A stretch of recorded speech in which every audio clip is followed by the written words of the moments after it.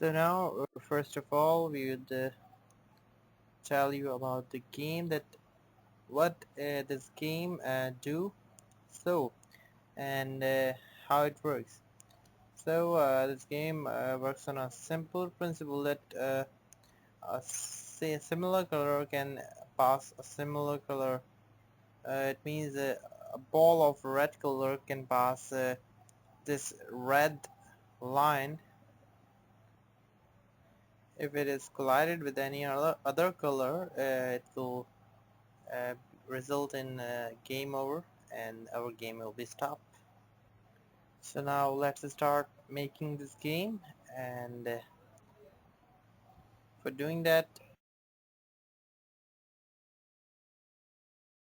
create project, and then make a folder and name it scene, and save the scene in this scene folder and name it as demo. So now let's change the color. So we don't want skybox, we want solid color here, and the color should be white.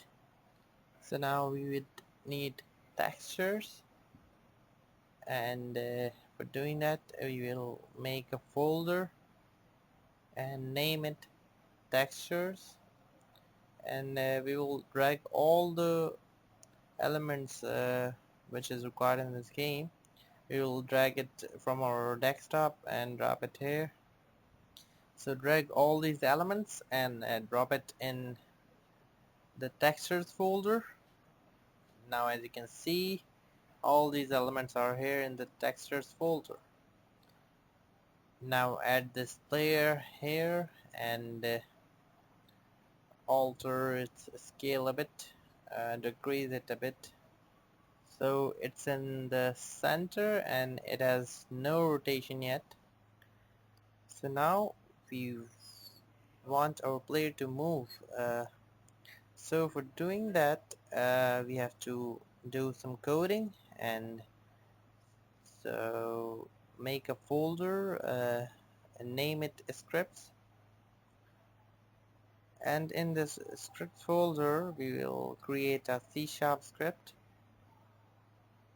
and name it player controller, and now open this script.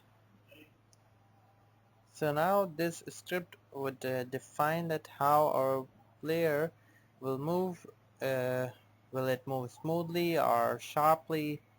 So this script will define the movement of the player.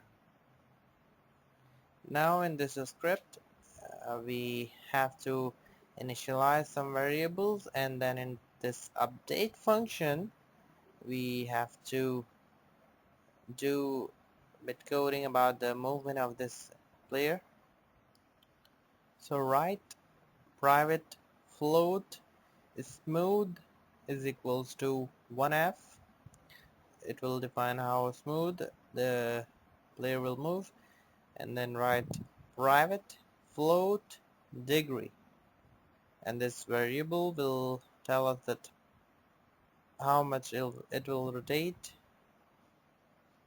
So now set the keys from which we will handle our player. So write if input dot get key down and key code dot left arrow, and in this condition write degree plus is equals to 60f. So what it will do, it will add up this amount to the degree which was its initial state. It will add that amount in that state, so it will rotate on that key press. Now write if input dot get key down key code dot right arrow, and in this condition we will write degree minus is equals to 60F, so it will decrease that amount from the initial state of that player. But still the player will not rotate.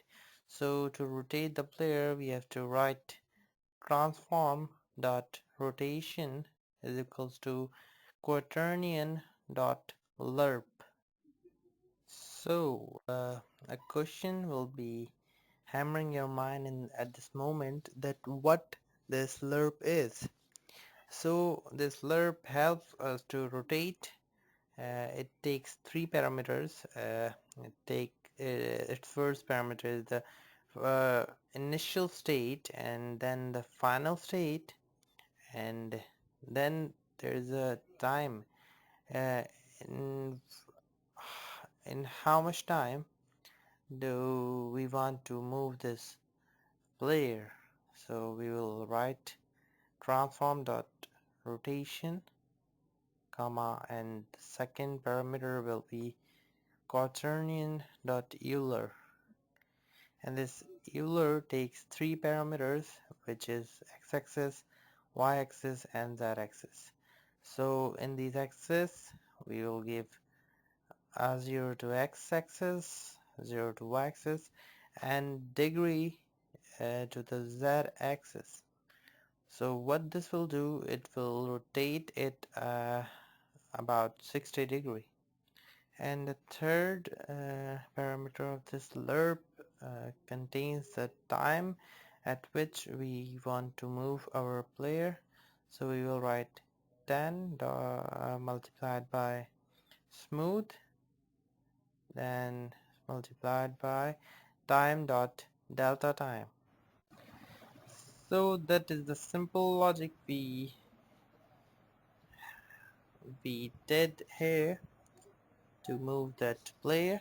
Then I'll save it and go to the Unity, and now apply this script to the player, and now let's check whether it's working or not. So as you can see, when I am pressing the left key, it's adding 60 degree to it and moving towards the left, and when I'm pressing the right key, it's decreasing 60 degree and moving to the right.